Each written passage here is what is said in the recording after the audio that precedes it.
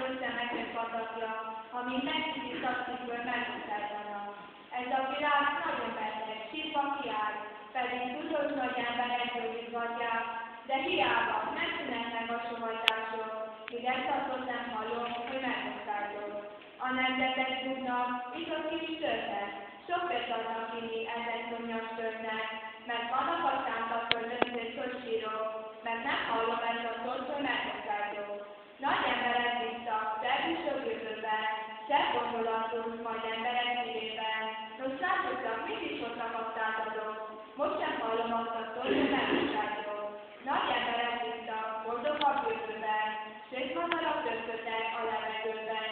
Íme rommal mutatnak a nagyvárosok, mert nem hallom ezt a szót, hogy megmutatjuk. Úgy vágyom ezt szó után, de nincs hiába, ellentétek a papírja, angyal lánya, miért meg annyi házassági hálások, ott sem hallom ezt a szót, hogy megmutatjuk. Én Istenem, merre menjek? Mit is tegyek?